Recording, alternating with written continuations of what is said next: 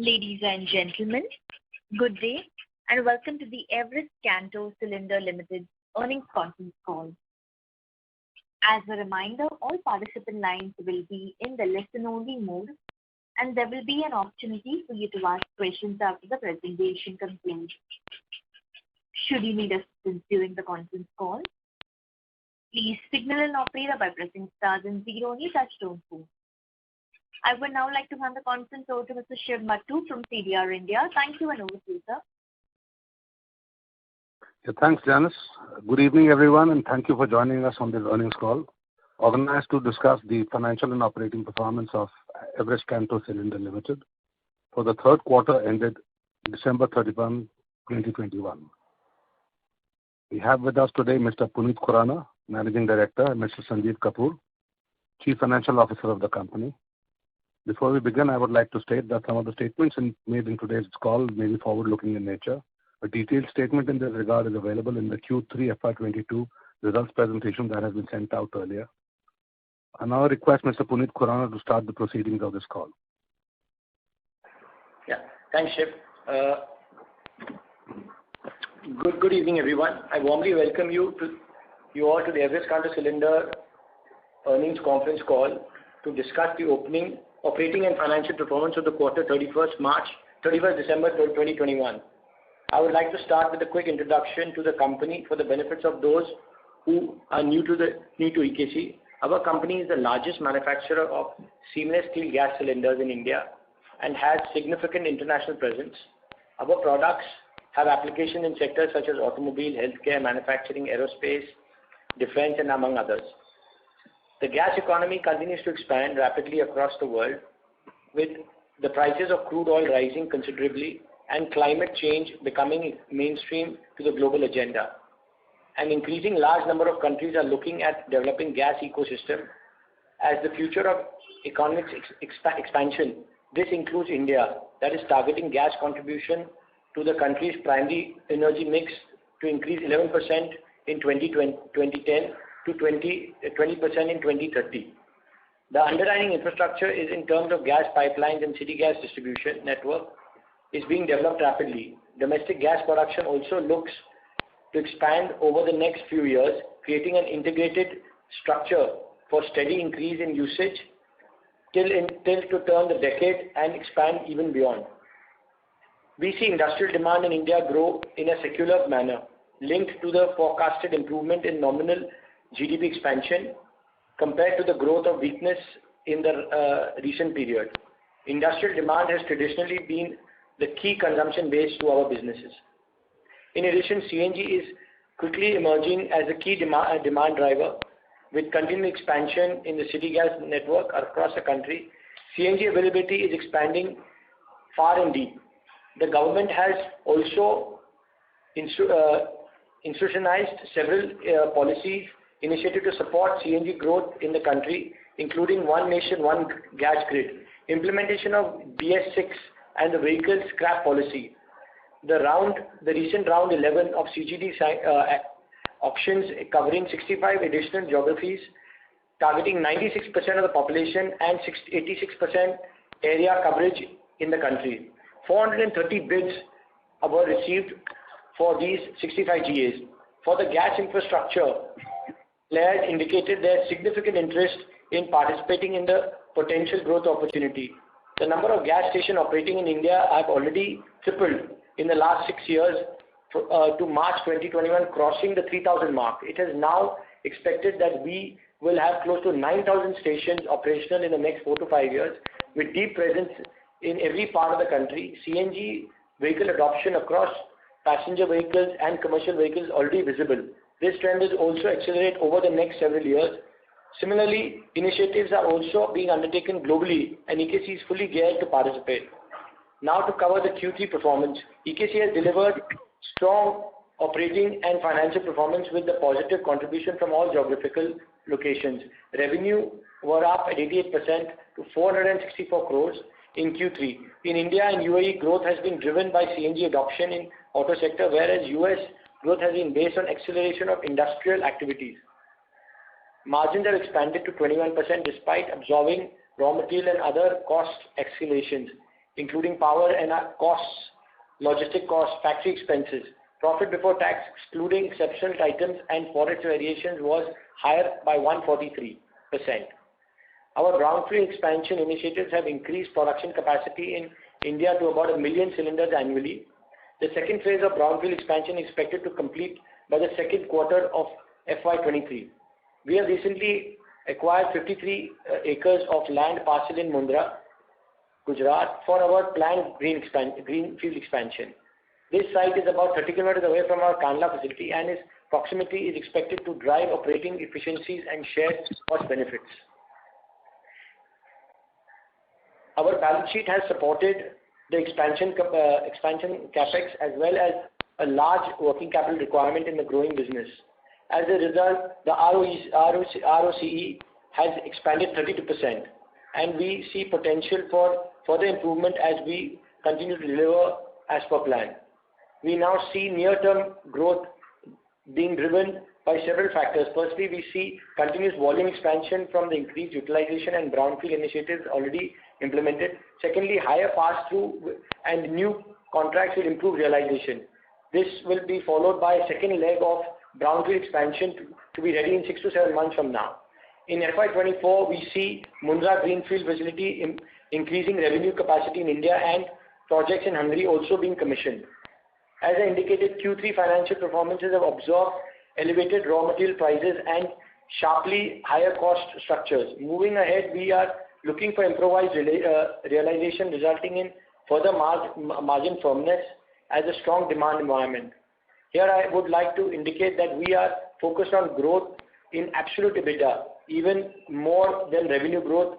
This is a matrix that we track internally, and we become well because EBITDA reflects our ability to scale up volume, increase the contribution from the value-added products, and absorb organizational costs efficiently, whereas revenues see a reflection of volume realization as well as raw material volatility. Along with the EBITDA, we are focused on improving returns on capital to create more value for stakeholders. To close, I would like to reiterate that we now see several years of growth at EKC. Visibility of gas usage continues to expand across the world. At EKC, we are poised strongly within the emerging framework and will look to leverage our established framework and expansion initiatives to drive profitability growth. On that note, I come to an end of our opening remarks and would request the moderator to open the forum for any operational and strategic-led questions that you may have. Thanks, Sam. Thank you. Ladies and gentlemen, we will now begin the question-answer session. Anyone who wishes to ask a question may please press star then 1 on your touchtone telephone. If you wish to remove yourself from the question queue, you may press star and 2. Participants are requested to use handsets while asking the question. Ladies and gentlemen, we will wait for a moment while the question queue assembles. The first question is from the line of Krishna Agarwal from Niveshaay. Please go ahead.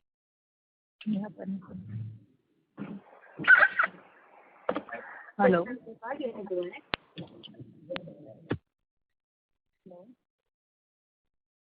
Ma'am, your line is unmuted.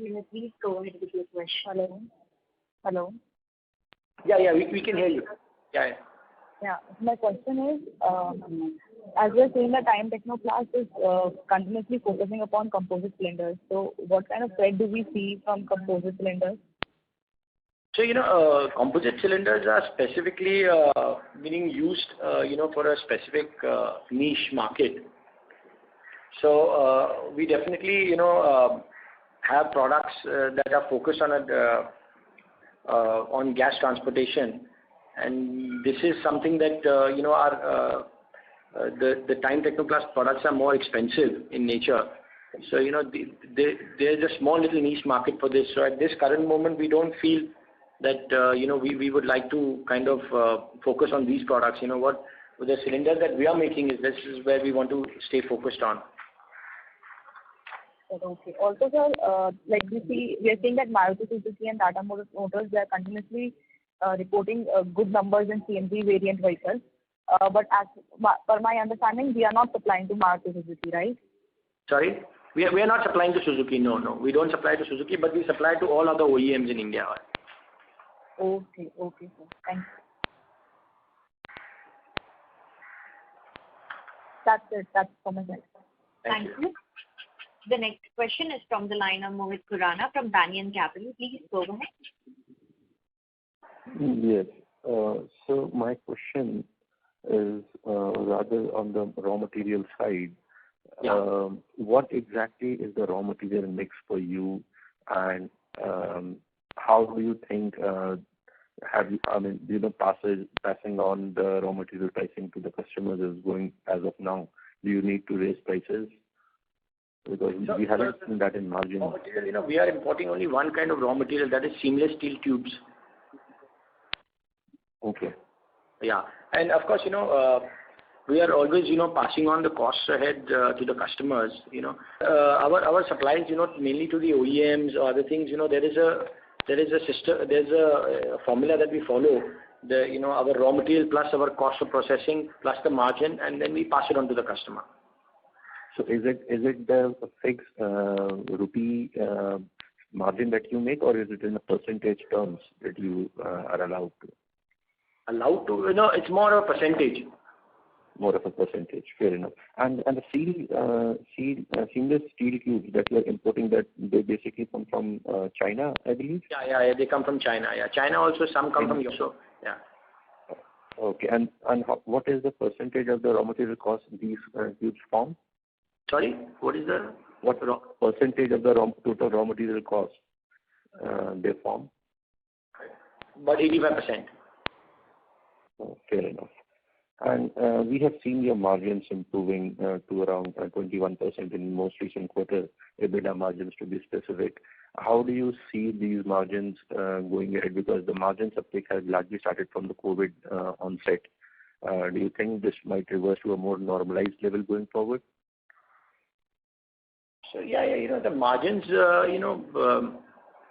we should be able to maintain certain margins, healthy margins. Fair enough. Yeah, thank you. That's it from my side. I'll come back to you. Thank you. The next question is from the line of Sunil Jain from Nirmal Bang. Please go ahead. Yeah, thank you for taking my questions, sir. 2-3 questions. One, you had said that you are looking to reprice some historical contract. So this is related to India or international, and in which sector you are looking at that? Historical contract. In India only. Yeah. Locally, yes, in India only. But that is in which sector, like industrial or auto sector, or across the board? Might be a mix. Yeah, there might be a mix, something in industrial and something in CNG. Okay. So we had seen gross margin coming off at consolidated level in this quarter. So is it possible to bounce back to the previous quarter level of around 50%? This quarter it has come down to 45%. I think we had always said that Q2 was a little special, but definitely margins will continue to be strong. Yeah, the margins will be strong. We can see some improvement from Q3 level or no? Yeah, of course. Okay. So, and another question relating to international operation. So, whatever the revenue we had seen in the US since last 2 quarters, is that sustainable? Yeah, that should be sustainable, yes. Can we see some growth? How is the demand over there? So, US has already, been hit because of the COVID. So, they are just coming back. See, the last 2 quarters have seen some, comeback. So, I think that should, we are hoping that will maintain. So, earlier you used to say that the order book is there and now the supply. The order book is still there. They have a very strong order book. But, because, these are all long-term contracts, all defense contracts. So sometimes because policy of government or something like this kind of event that happens, just delays the things. Mm-hmm. So, US always has an order book because the whole company there works only on order book. We don't have any standard products there that we manufacture. So the order book is still very healthy there. But only thing is, execution of the order book and, any event that happens like this. But now, things have, last 2 quarters, things are coming back. So we hope this should remain in the same line. And last question related to UAE. What is driving demand in UAE? It's a local demand or export demand, or which country is driving this demand? So UAE is mainly an export base. There is not much sale we do in UAE at all. So mainly these kind of demand comes from, say like Africa, Egypt, South America. So mainly these are the export, and Europe of course, and they are the main countries that we export to from UAE. So any specific country you can name, like Egypt you had said? Yes, Egypt. The South America is specific country. The South America as a whole, there's so many countries like your Brazil, Peru, Colombia, Argentina. So, they're a little bit, they export there. Europe, to Germany, Italy, to Hungary, there's so many countries because, we have like a distributed network, so we have that the product goes to probably say to Germany, and then it gets spread all over Europe. So something that goes to say in Peru in South America and then gets spread all over South America. So this is the way the business is done. But it sells to many countries there in that region. And there again, it is demand driven by auto or industrial? Yes, this is more like auto. So say Dubai is being driven mainly by CNG. Okay, sir. Thank you very much for answering my question. Thank you. Thank you. The next question is from the line of Dikshit Doshi from Whitestone Financial. Please go ahead. Can you hear me? Yeah, we can hear you. Yeah. Thanks for the opportunity. Actually, I'm attending this call for the first time. So some basic question I have. Firstly, in the domestic market, I assume your capacity is around 10 lakh units. Correct. Yeah. So can you give the average realization per cylinder we get? It's very, very difficult to do that, because we make wide variety of products. You make cylinders that are very small and cylinders which are very large. So it's very difficult to kind of give an average, price of the product. It's quite difficult. Okay, but is it fair to assume that this Q3 numbers on a standalone revenue, we are running almost at a peak capacity? Yes, we are. Yes. Okay. Now, Okay. And now, in terms of capacity expansion, we have given one table. There you have mentioned that brownfield capex is 4 lakh cylinder, of which phase 1 is completed. So how much was the phase 1 out of 4 lakh? So 3 lakh cylinders is already completed, and 1 lakh, so about 75% you can say is already completed, and 1 lakh cylinders is left. Okay. And in the same slide, you have mentioned that 4 lakh cylinder capacity can annual potential revenue of 300 crore. But at the same time, 2 lakh of brownfield can give a 200 crore revenue. So is it mainly because of the product mix? Because the realization differs in both the cases. Yes. Okay. That's it from my side. Thanks. Thank you. Thank you. The next question is from the line of Deepak Podar from Sapphire Capital. Please go ahead. Yeah, thank you very much, sir, for the opportunity. So, sir, firstly, I wanted to understand some differential on the steel cylinder with the composite cylinders. Now, what I understand, the differential which earlier used to run at around 30-40% has now reduced to maybe only 10 to 15% because maybe because of the hike in steel prices. So how do you see that? Composite being the lighter and See, first thing, composite cylinders, I don't think they're 10 to 15% more expensive. They are much more expensive. They might be at 25-30% more expensive than steel. First thing. And composite cylinders again have a different kind of they need a different kind of customer base, and they need a little bit more care. They're a little bit, because these are a little bit, like we are manufacturing on steel cylinders. These are with plastic liners inside. I don't know if I'm able to make you understand. So these are, carbon composites with plastic liners inside. We are using all steel. So, all steel is of course a little bit more rigid to use, easier for the customers to use, much more strength. While in plastic cylinders, of course, the risk of strength and, the way you use it, and there's a lot of the care that needs to be taken while using these products. It's a lot of education and a lot of care needs to be taken while using these products. Right. But like in nutshell, do you see that as a competition for our business or? Not really.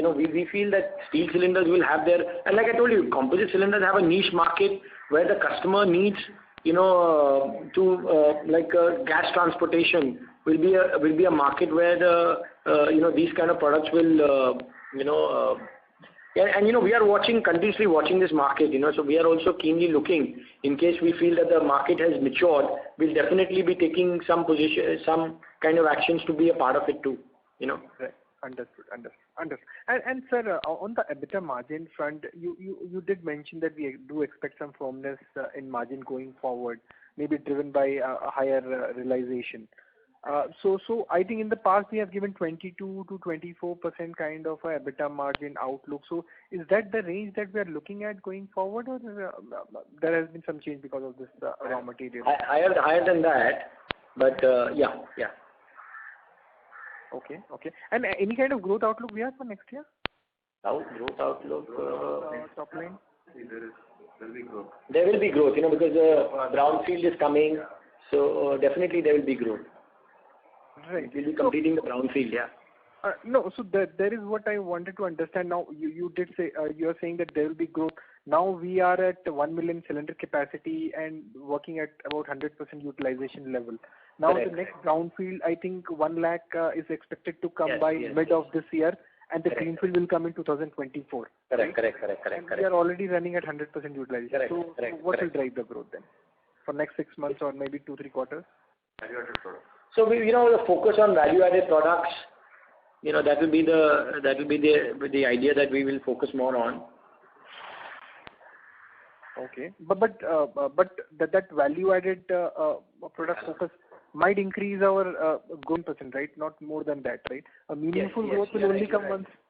Yes, so even the brownfield 100,000, yes, the growth might go to 15-20%. Yes, correct. Oh, yes. I understood. Yeah. That's it from my side. All the very best, sir. Thank you. Thank you so much. Thank you.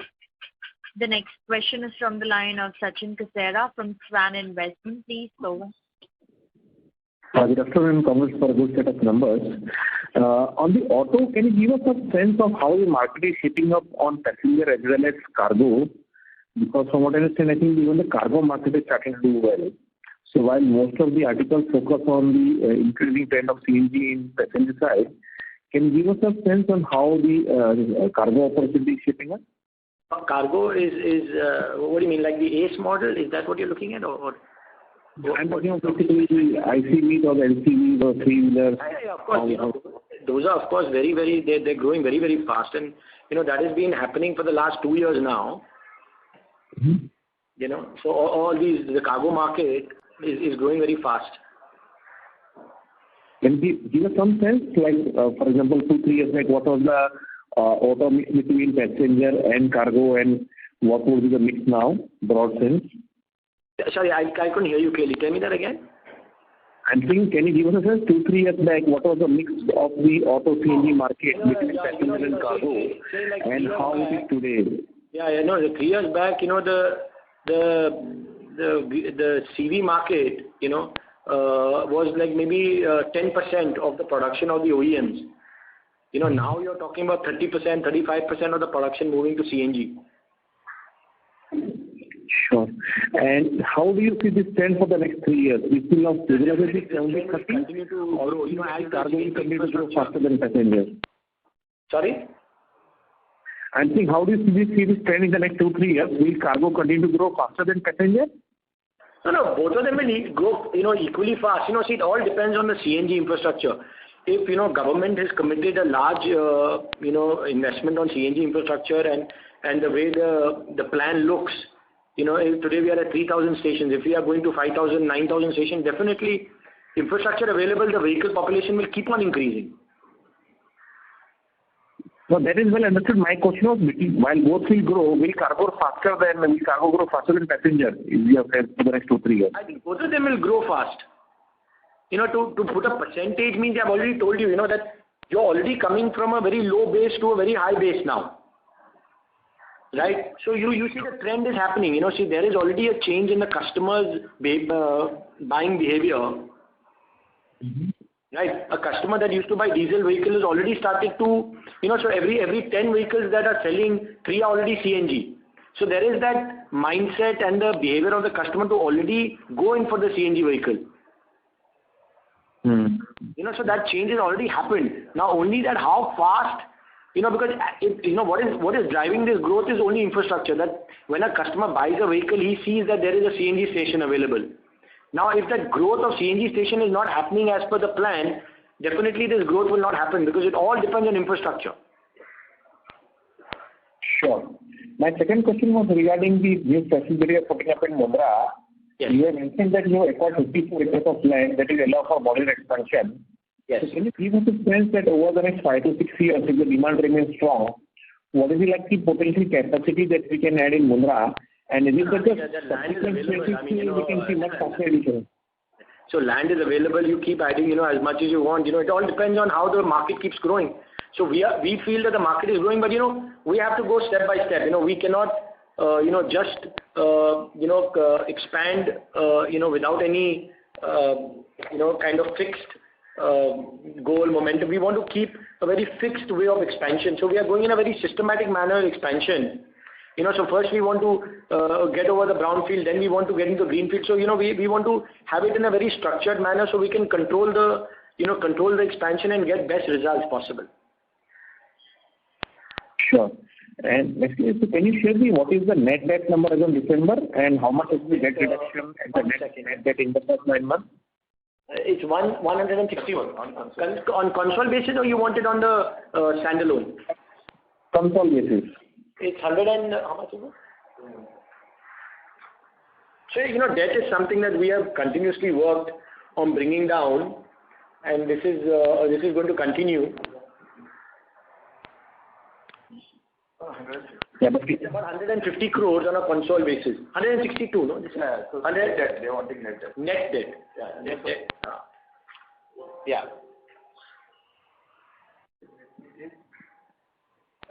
137. And what was this figure as of March 2021? How much has been reduction in the first 9 months? Yeah, it was the same. See, what has happened is, the company had a very large hangover on the long-term debt. That if you look at my FY20 number, FY20 the number was 255 crores. Yeah, but if we for the first 9 months, your profits have been very, very strong. Yeah. So what's happening that the profits are being deployed into running of the company, into expansion. So we've kept the net debt at the same level, though the business is expanding, and of course there is also a further plan of reducing another 40-50 crores over the period of time. Of this also, maybe you will see that in the coming few quarters that the debts will further reduce from this level also. Sure. And there have been talks in between and suggestions from investors to come out with a capital allocation policy over next from a medium-term perspective. Any thoughts on that? Can you share with us how do you plan to allocate the cash flows over the next 2 to 3 years? How much for debt reduction? How much for payout or buyback? How much for capex? So the board is still considering this kind of proposal. How they want to. Right now the company is just thinking about expansion. So we would like first to complete all these expansions, and then these things will follow.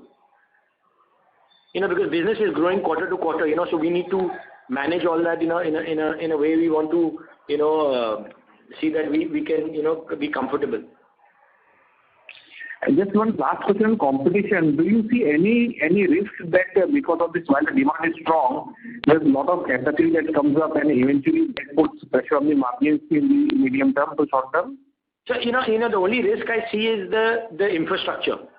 See, if the government has promised and committed a large infrastructure, then definitely all this capacity that are being planned or the capacity that we are planning, will get absorbed. Only thing is that infrastructure should continue to grow the way it's growing today. Today India is setting up at least 4 CNG stations every day.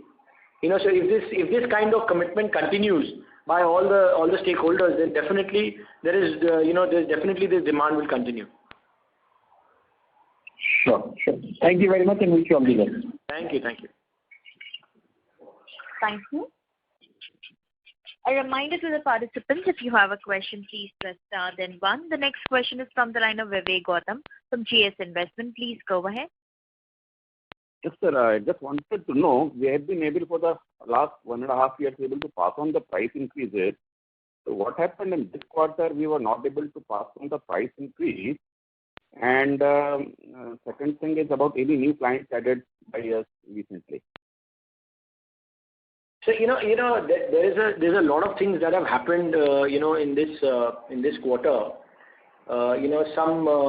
Some input costs that were suddenly put like electricity, natural gas, LPG. These kind of costs have come in. Then there has been some old contracts that needed to be honored. Those have come in. Some price lag that was there that had to be done, that came in. So there's a lot of factors that came in, and of course we are taking the corrective actions that needed to be taken for the coming quarters, coming forward, coming ahead. And sir, any new clients added in India and outside India, abroad also?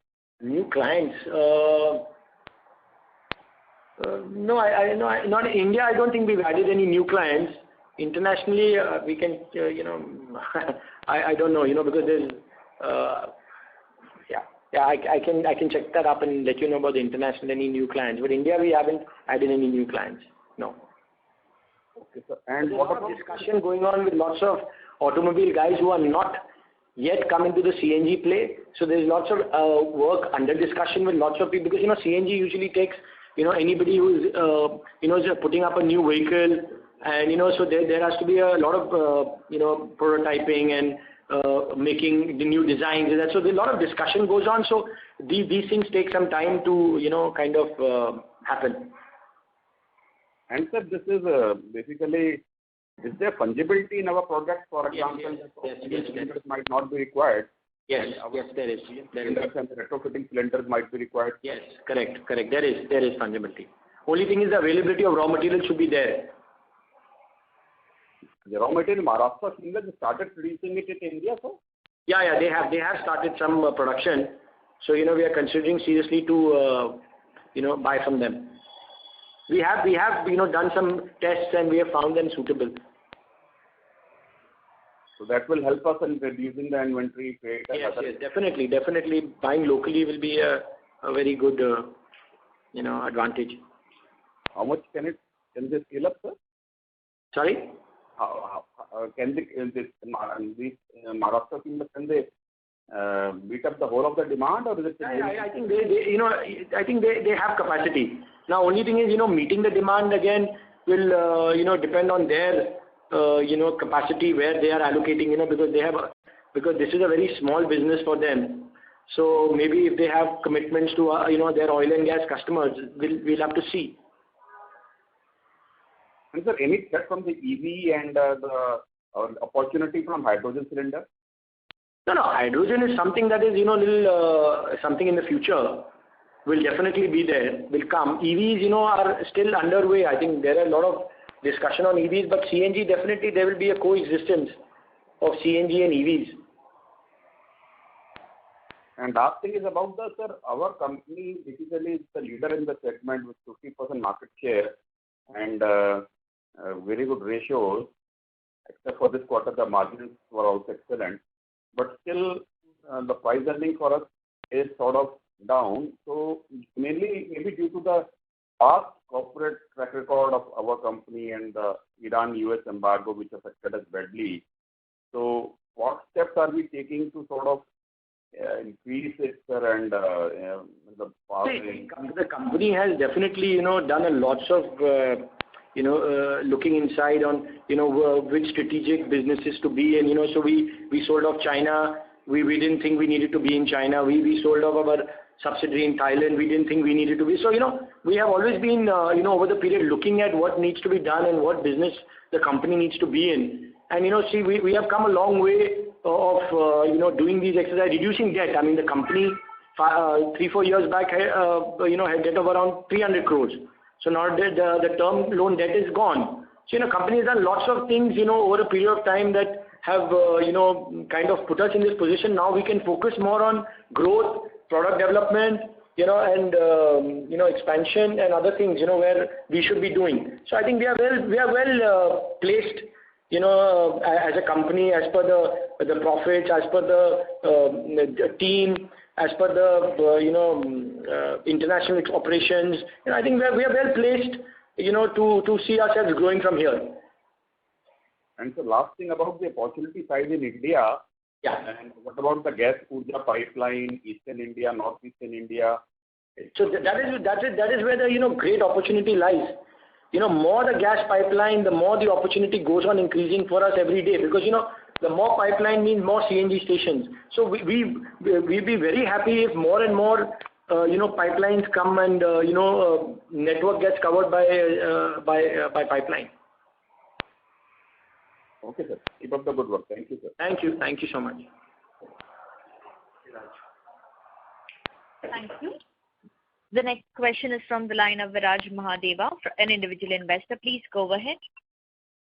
Hi, Puneet, Sanjeev. Congratulations. I think you set a great foundation for growth in the years to come. Thanks, Viraj. My Thank you. industry checks tell me that demand has grown at 3 to 5x across the various subsectors, and that some CNG cylinder manufacturers are being forced to turn away or choose customers. Is this true? Turn away? I don't understand. What do you mean? You mean they not to supply to them, or? Yeah, you don't have enough of supply to cater to market. I'll tell you what. The thing is that now, let's take an example of a smaller vehicle, where you require a small capacity of tank. Yeah. Right. And then you have a market where, simply let's put it this way, so if you have a product that sells for, say, 7,000-8,000 bucks, when I can sell a product of 16,000 rupees, and as the demand is large, and so everybody is really choosing how to, who to cater to and who not to cater to. Perfect. You've answered my question. So you can be picky in choosing the kind of business you want. But see, our company, we have a policy of, catering to everybody, because, this is a long-term, this thing that we have to see. I mean, we cannot be trying only to make, we could be looking at only the profit sectors, but, that's really not something that we want to do with such a large capacity and such a large expansion plan. And, and you have a 20-year relationship with your customers, so you want to even cater to the small guys, even though the margins are small, but, you need to, continue doing those things. It's a balancing act. It's a balancing act. Yes. We need to do that. We cannot, just look at, there's lots of options today. We could just choose to shy away, but, we can't do that, looking at, the customer relationship and things like that. Understood. Puneet, in the India business, you've seen gross margins about 47% this quarter versus 50.4 and 51.5 in the last two ones that you reported. Per my estimates, in repricing your contracts and pass-through of raw materials, where you get a 3% bump up, hopefully, in gross margins, you should be able to generate 60 to 75 crores in EBITDA on an annualized basis, or 18 to 20% higher than FY22 of roughly 350 crores. Does that make sense, Sanjeev?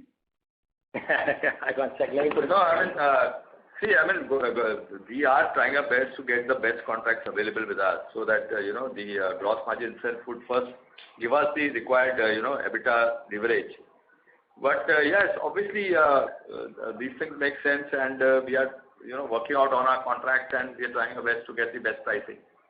Fantastic. I just want to bring out the earlier question that was asked, that even with limited revenue growth of 100K or 1 lakh cylinders coming on stream post September, your EBITDA growth can still be well over 20% for the next year.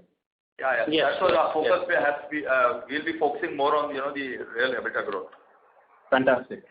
Page 28 of the presentation, you say 35 crore of capex for the Tarapur expansion. Has that 100% been incurred already? And are the phase 1 additional revenues already reflected in Q3 results, or do you have headroom in volume growth in Q4 and Q1? No, that's incurred. No? The expense is incurred. Yeah, it's incurred. It's incurred, and do you have capacity headroom to show volume growth in Q4 and Q1? Yeah, obviously, because we are saying that we have completed 75% of this increase, and obviously there is headroom for this growth. Balance, maybe we get around 100 to 125 crores further up. Okay, perfect. The Mundra greenfield of 45 crores, does that exclude the cost of the 54 acres of land which you already bought? Yes, it excludes. Yes. It excludes? Yes. Okay. How much is oxygen cylinders as a percentage of your revenues? There's a lot of misconception about your company that you've gotten a bump up in performance last year because of COVID and oxygen supply. Can you put that to rest by saying how much are oxygen cylinders as a percent of overall revenues of the company? See, oxygen cylinder has always been there with the company. Oxygen cylinder could be in two ways. You use medical oxygen cylinders and you use oxygen cylinders for, industrial applications. No, I mean medical. Sorry. Medical is not much. This quarter I think it was hardly anything. Last quarter there was not much. Last quarter there was 10% max. So let me give you a revenue breakup. I think it was 70-30, right? For the total revenue breakup of CNG and industrial, it was 70-30. No, but within the 30, Puneet, I want to know how much is medical oxygen of that. Medical oxygen 10%. I'll have to check, but yeah. Yeah, could be 5-10%. I don't know. Yeah, I don't have the exact number, but could be. Okay, helpful. And lastly, Puneet, I've noticed that you all have repaid a large part of your Dubai owings from the India entity. I think correct. 5 crores left, so that's great. But there's a promoter loan of 50 plus crores, which is obviously even in more difficult times. Can you tell us what rate is being charged on that? That is the same rate as the bank rate. Why are you not looking to refinance this?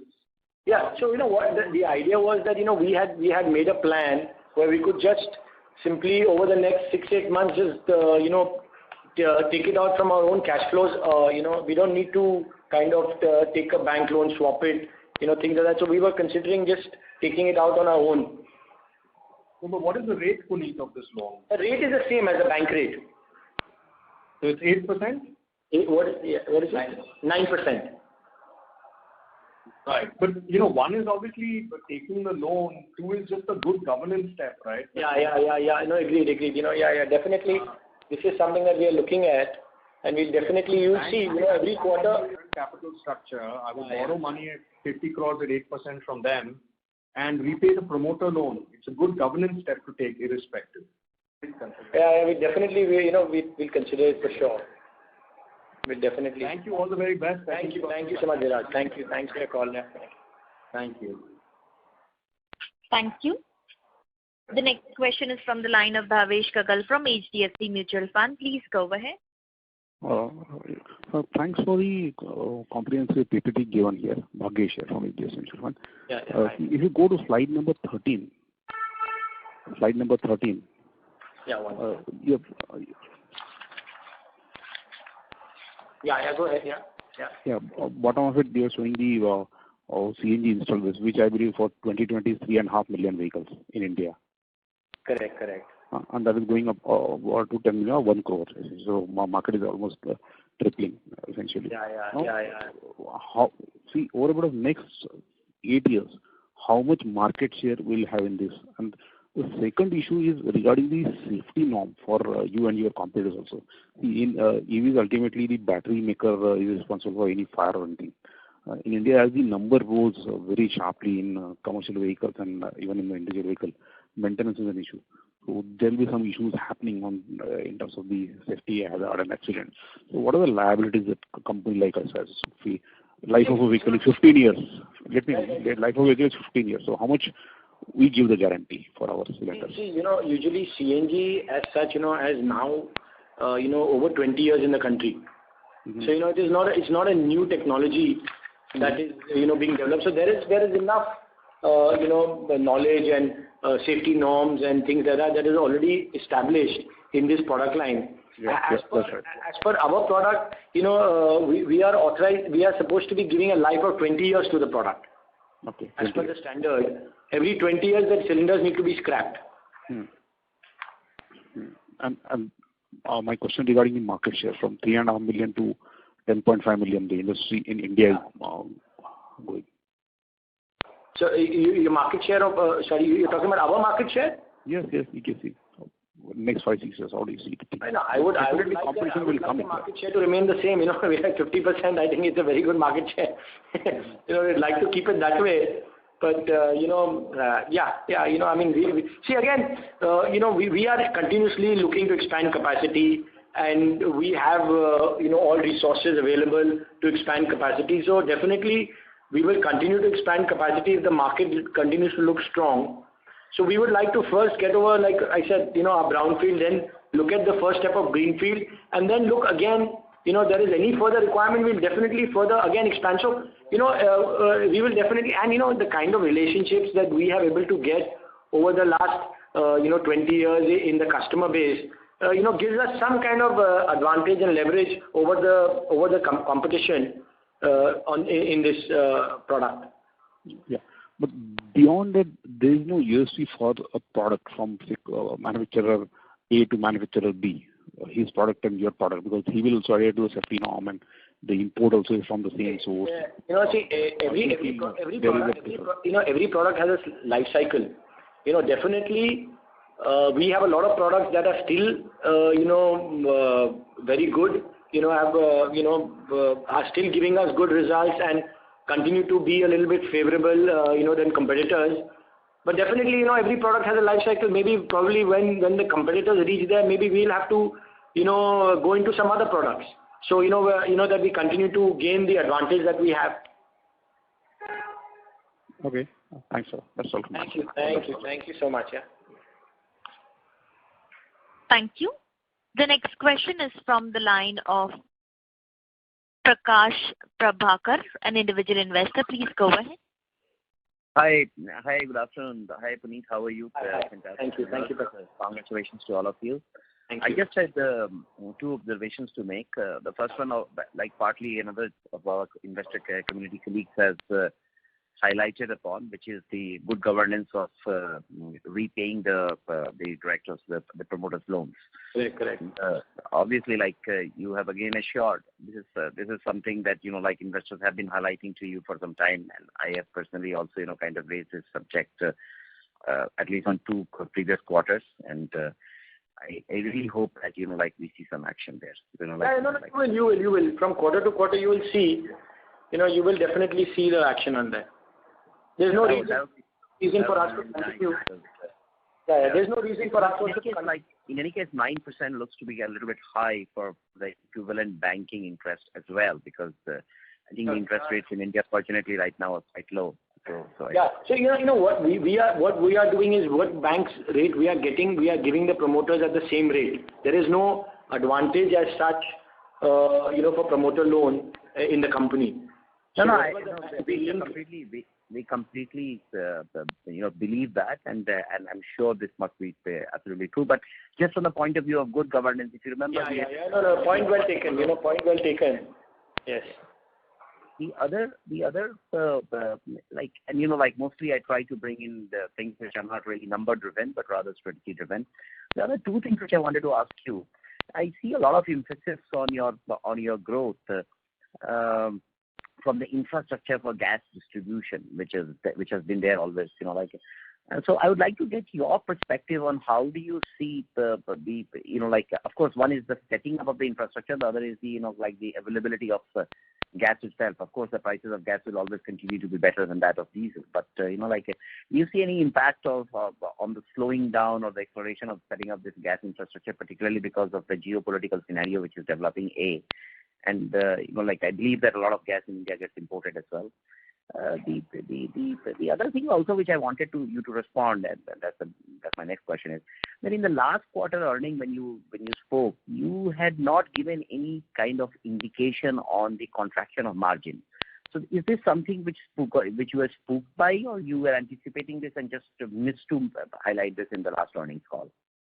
Sir, I think I'll answer the other ones first. Regarding, see, there is, government has been quite clear on the policy of the CNG and the gas infrastructure in the country. So there seems to be no let off. All the gas companies seem to continuously investing in this sector. Very heavy investments are going here. So we don't see them, any kind of let off as per the infrastructure layout is concerned. So there should be that should continue. Obviously gas prices and gas coming from international avenues, that is always going to happen. The gas prices will increase, but like you rightly said, it is obviously going to be below the diesel prices, so always an attractive fuel for the customer. Right. No, I appreciate that. Yeah. And the reason why you are not with Suzuki, because Suzuki is the largest market share owner of the automotive sector in India, right? So is it because the cars are smaller and therefore the cylinder realization is low? Is that because of that? No. It's just that Suzuki already has, two vendors for the same product. So there's no room for a third vendor. Considering that you are the market leader, you could not. Yes, we were not. Yes, we were not able to get the Suzuki business. Yes. Okay, fine, fair enough. And one final thing, So the other part of the question you didn't answer, that last quarter when you gave an outlook on the next quarter's earnings, is it the contraction? Is it something that you just had anticipated, or is something that unanticipated happened, spooked you, kind of thing? So that's one thing. And the other thing is that it would be nice to get some indication from you whether the company would be considering dividend payouts in this year or not. So something like that. Definitely, if the company consistently performs, there definitely board will consider this as a dividend will definitely be on their mind. And as for the margins, it definitely, there are some contracts and some input costs that have gone, has spooked us a little bit, and some lag in the raw material that, was not able to pass on through. So definitely these things have happened, in this quarter. Okay. Never mind. The business is a dynamic scenario where we think that you will be able to recover from these, and yes, of course. Will be able to give us. We'll continue to pin our hopes on your indication that the margins will improve from here onwards, and we will soon be back to the levels of what margins have seen earlier. Thanks and best of luck. Thank you. Thank you. The next question is from the line of Ravi Naredi from Naredi Investment. Please go ahead. Thank you very much to give opportunity. At different locations, at what capacity we are running in the plants? 100%. Right now, almost 100%. Both the locations. 100%. Okay, very nice. And secondly, in UAE we get 6% and US barely 2 crore profit, while our margin in India is 20%. So why we want to expand UAE and US facilities? No, we're not expanding in UAE. We're not making any expansion in UAE and US. We're not making any expansion in those. Okay. So old expansion, whatever capacity you are having, you are maintaining it, right? Yes. Sir, page number 3, in which time frame 0.9 million to 1.8 million capacity expansion will take place, and what will be capex requirement along with working capital? It should be already announced. You can refer to the other. I think you can go to number 13. Page number 13 or 17. I think page number 3 I have seen where you have mentioned it will. I think page 28 will capacity will be. Yeah, page 28 is more clearer. You can. PKC capacity expansion plan you have mentioned 0.9 to 1.8. 6 lakh cylinder in India, 2,40,000 cylinder in Europe, and then you mentioned million cylinders on third number page. Yeah, correct. So in how many years it will be 0.9 to 1.8 million? By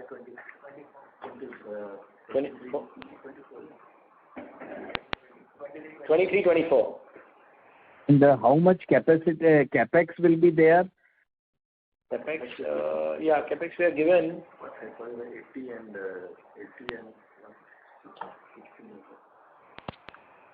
About 250 crores. 250 crore, and we will not raise any equity, right? We will raise only internal accrual as well as debt if required, right? 70 crores. Yeah. There is a plan to raise. No, there is a plan to raise some debt. Okay. You are doing wonderful job. Thank you very much, sir. Thank you, sir. Thank you.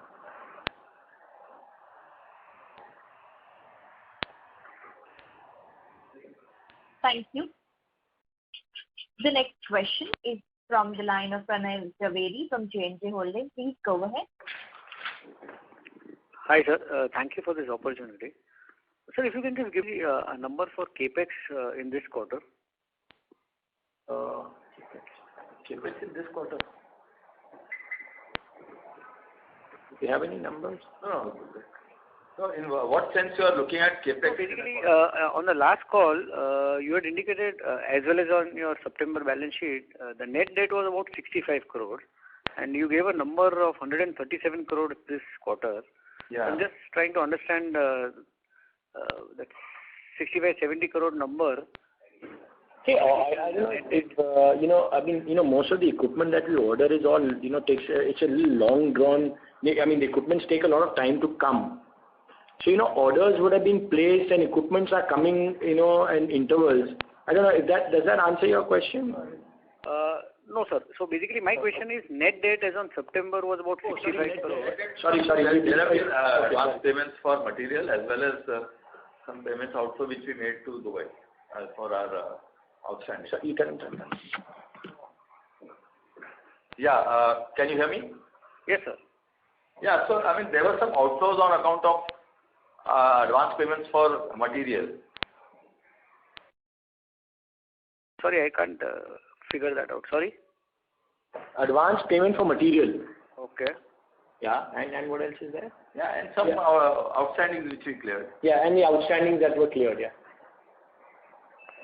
Okay. So basically, on the last call, you had indicated that we would become a debt-free in a year's time. So would that hold still true, or would that time frame now get stretched? I'm just trying to figure this out. Debt-free in as per the promoter's debt is concerned? No, total debt. Total debt, I think company will require money, to run. There'll still be some short-term debt that will come. Short-term debt will remain. Long-term debt definitely you will not see that. But short-term debt will always, be there. Business is growing. Okay. Yeah, so we'll definitely be requiring that. So long-term debt will be zero. Yeah, long-term debt will be zero. Yes. In probably a year's time. Yeah. We try to do it in 6-8 months, but yeah, this is something that, Okay. And I missed this answer of yours on your guidance for console margin. I think in last call you had basically indicated 20 to 24% margin. Yes. So you still feel that going forward FY23 we would be able to maintain the gross margin of 45% and sure. EBITDA of 20 to 24%? Yes. Should be, yes. Okay, sir. Thank you so much. Thank you. Thank you. The next question is from the line of Nishit Shah from Equitas Investments. Please go ahead. Good evening, sir, and thank you for this opportunity. Yes. Yes, sir, I would like to understand our industrial segment part. So how is the demand over there? See, currently industrial segment demand is also very good because, economy is growing very well. So there's a good demand. And, nothing much has happened in the last 2 years. So, there's definitely, a good demand. So industry is picking up very well, yeah. Okay. So are the realizations and margins equal to our other divisions? That will be they probably are different, different products, different margins. It's very difficult to give you one answer. Okay. And what would be the mix of industrial now? So I think industrial would be at 30% of the total revenue. Okay. Sir, and this phase 1 capex, so do we have incremental potential from this compared to Q3? Sorry? Sorry, sir, say that again. Sir, from this phase 1 capex, do we have incremental revenue potential compared to Q3? Yeah, we have. We already given. Yeah, we have. We've already given that here. Slide 28. Yeah, check in the slide 20, it's given there. So compared to Q3, how much more can we basically get in our revenues? Can you please share that? You've given the code, sir. Actually, given the driver. Yeah, you could say maybe 40-50 crores every quarter. Okay. And so my last question would be this relating to other expenditure. So Q3, our other expenditure was slightly higher. So was there any one-off? No. There were no one-offs, no. Yeah, No one-off? Some may be very small one-offs will be maybe there. Okay. That's it, sir. Thank you. Thank you. Thank you. The next question is from the line of Mohit Khanna from Banyan Capital. Please go ahead. Yes, sir. Thank you for the second opportunity here. I just wanted to understand the client concentration in terms of revenue. Can you just tell how much revenue that you get from your top 5 and top 10 clients? Top 10 and top 5 clients. I don't think we have those numbers with us here. But significant contribution from business is fairly divided in a large customer base. We have a very large customer base, so the concentration is quite well, among the industrial CNG.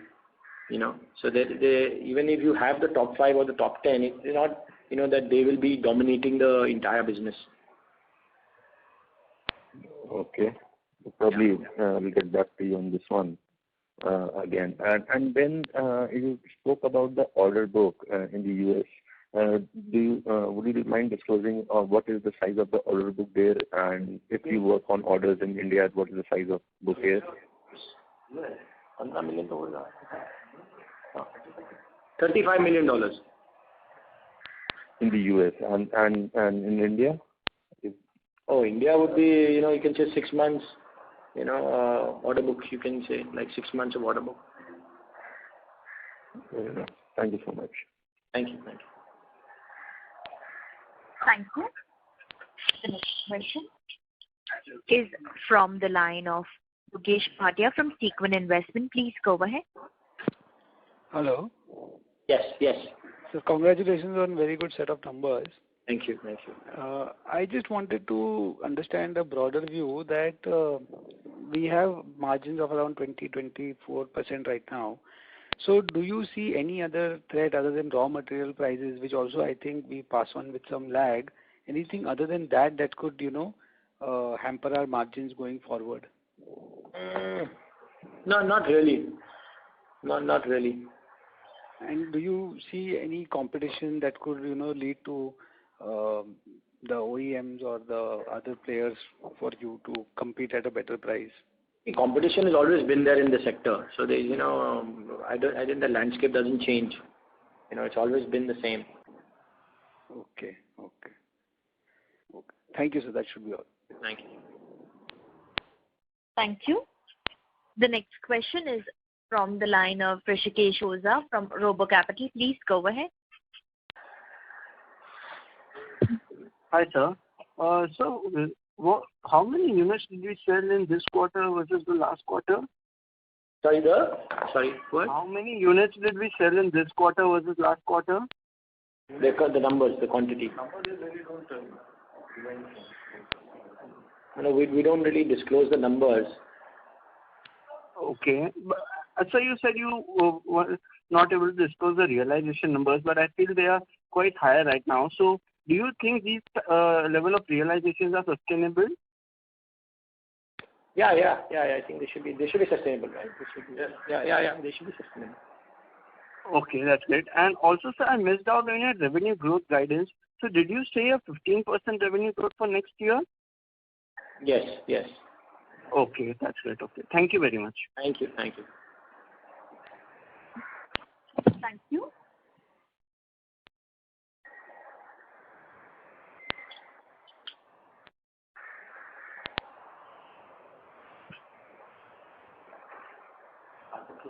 Ladies and gentlemen, that was the last question for today. I would now like to have the conference back to the management for their closing comments. Okay.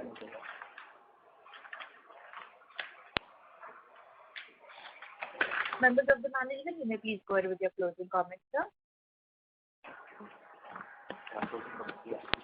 Okay. Thank you once again for your interest and support. We will continue to stay engaged.